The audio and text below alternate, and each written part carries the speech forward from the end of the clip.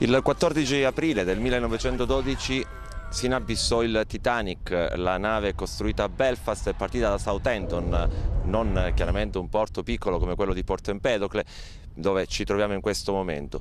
Si inabissò dopo 3 giorni di viaggio, una nave ritenuta inaffondabile, e invece perirono più di 1500 persone sugli oltre 2000 passeggeri che erano a bordo. Una tragedia che viene ricordata anno dopo anno, quest'anno ancora maggiormente visto che ricorre il centenario, anche perché i morti, come detto, furono tantissimi. Anche Televide Agrigento ha voluto ricordare quella tragedia con uno speciale che manderemo nei prossimi giorni.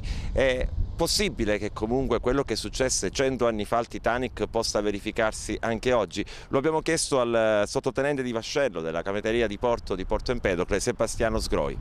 La tragedia del Concordia è ovviamente un'eccezione, spesso questi incidenti accadono per fattore umano. Attualmente la normativa e i vari strumenti, le varie tecnologie che sono nate appunto per evitare incidenti in mare permettono appunto di evitare queste grandi tragedie.